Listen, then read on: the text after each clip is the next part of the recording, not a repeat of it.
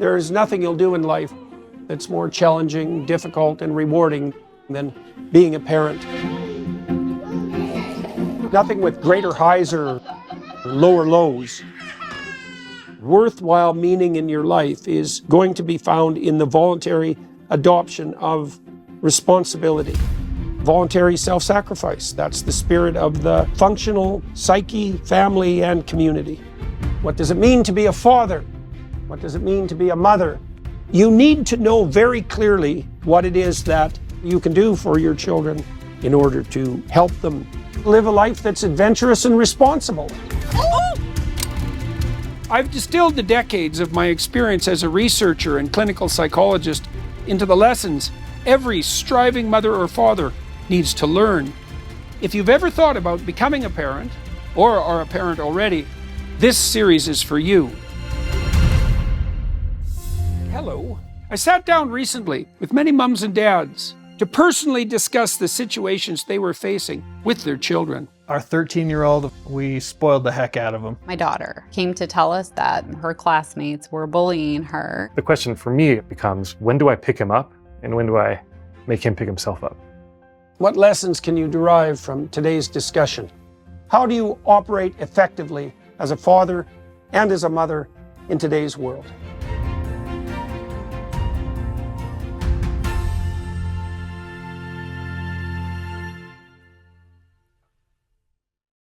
Well, you could say, if you wanted to play sex stereotype, that a mother secures and a father encourages.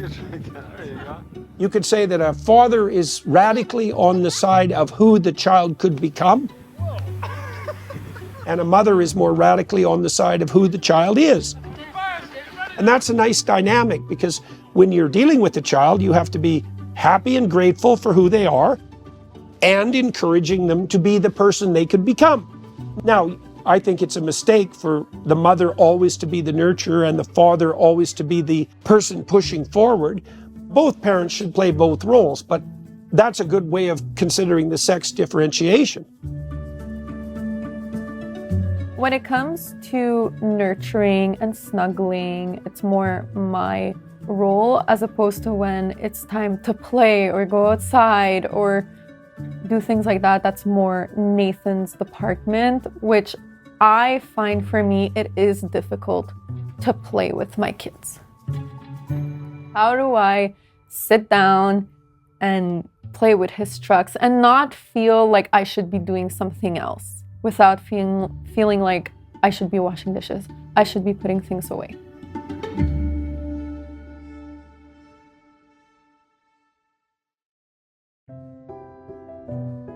In all likelihood, you're going to be a mother of small children for a much shorter time than you think and for a much smaller fraction of your life than you imagine. While you have little kids, time sort of slows, and it seems like it's always been that way and it's always going to be that way, and that's not the case. You have little kids for a very short period of time, and it is a major mistake not to notice that and to appreciate it. It's the pathway to a future with the least regrets, to understand and be grateful for the opportunity that you have to care for your children while they're little, and to be as grateful as you possibly can for that, because it really is a privilege.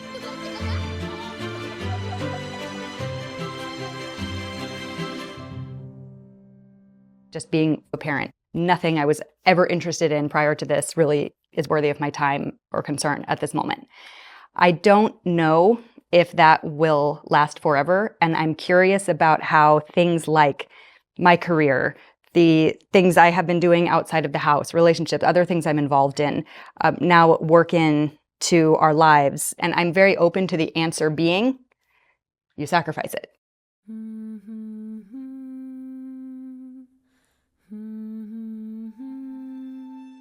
In the first few months of life, a child has to be in very close contact with his or her mother. It's virtually impossible to give a true infant too much attention. In fact, I don't even know if it is possible. As the child becomes autonomous, can start doing things on his or her own, then you have to pull back in lockstep with the child's independence. And you might say, well, how do you know how fast to pull back? You really take your cues from the child. A mother or a parent acts as a zone of security and predictability and care for the child. And so the child uses the mother, let's say, as a place of safety and will come back for comfort, for attention, and then will go out into the world and play and interact until they hit an obstacle. And then they'll retreat to the mother to be that island of stability, security, and encouragement. And so then there's a continual dance between outward movement and retreat that the mother anchors. And eventually the child is capable of completely autonomous life. And then if you've handled that properly and you've been the proper balance of security and encouragement, the child won't leave permanently because you'll establish an adult relationship with them and then a relationship with their children. And then you get to have your cake and eat it too. And that's a good deal for everybody. If you're willing to lose your child as they adventure outward, you'll gain them back in an adult relationship.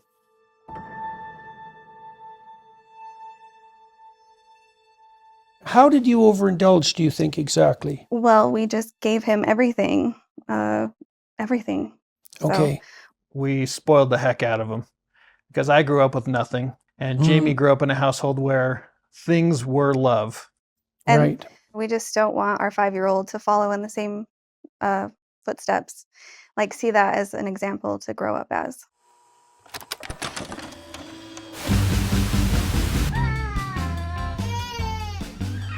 I've seen mothers who are at the beck and call of their 3-year-old son in particular.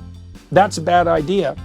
Your son, your daughter for that matter, isn't little God Emperor of the universe and shouldn't conceptualize himself or herself that way. That's a good pathway to narcissism. Your best pathway forward as a mother is to not do for your child anything that your child can do for themselves.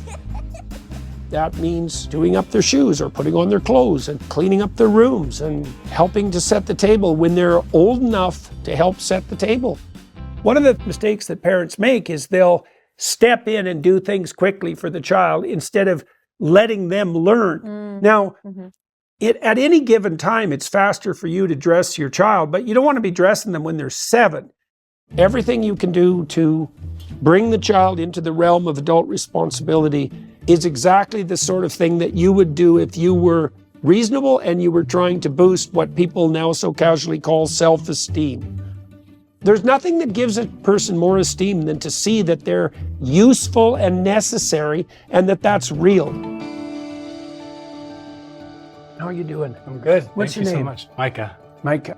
Nice to meet you, Good to Dr. meet you, Peterson. Micah. So what brings you here today? Well, I have been engaged for a couple of weeks, and my fiance already has a 2-year-old son, which means that I'm going to be an instant father to a toddler, which raises a few questions for me. Yeah. What is a father? Is Yeah. it something that you are, or is it a role that you can step into like I'm about to? Yeah, well, I guess you're going to find out the answer to that question, aren't you? Yes. Can you become a father? Is that a role you take on? I think it's always a role you take on. Being a father is a relationship, and a relationship is something you have to develop. Any time that you spend with your child one-on-one, teaching them, talking to them, playing with them, listening to them, walking with them, is encouragement because they need to learn to be adults. And your children need to see you modeling how to be an engaged adult for them. Honest and committed pursuit of a worthwhile goal. That's a good way of thinking about what a father should model. Voluntary adventure, that's another encapsulation of the masculine role. The establishment of a vision, the commitment to its pursuit. Resilience in the face of failure, faith in the future, service to your family, your community, protection from the catastrophes of life, and care of the most vulnerable. That's masculinity in a nutshell. That's why the shepherd, for example, in old religious stories is a model of masculinity. Ancient shepherds, they kept the wolves and the lions at bay and took care of the most vulnerable. And that's what men who are worthy of the name strive for. Don't assume that there's a pathway to being a father. Just have a relationship with the kid. And that'll unfold at its own speed. And that is what happens with fathers anyways. You got to get to know your kid. And you do that by spending time with them. And just because children know less about the world at the experiential level doesn't mean they're not paying attention, and it certainly doesn't mean that they're stupid. They're not stupid, and they're watching. And you can talk to them. Now, you have to talk to a 2-year-old about the things that a 2-year-old can understand, but if you have a genuine conversation with them, then you're communicating, and that's just steady all the way through.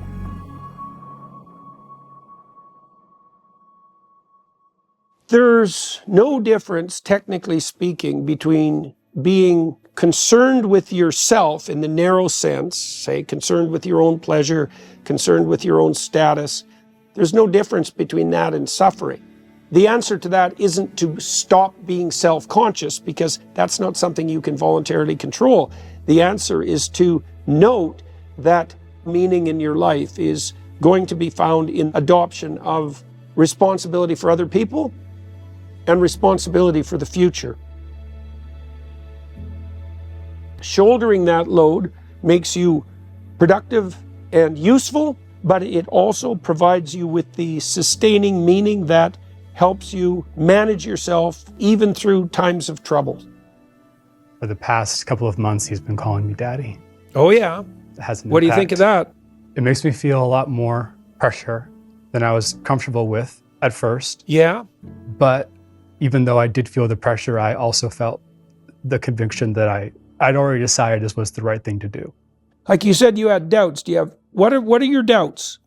I am worried about it being too much at once. I'm worried about feeling invaded and claustrophobic. Okay. You know, people think, well, I'm taking on this responsibility. I'm sacrificing my freedom. It's like, well, first of all, freedom to do what? To be self-centered and miserable? What, and lonesome?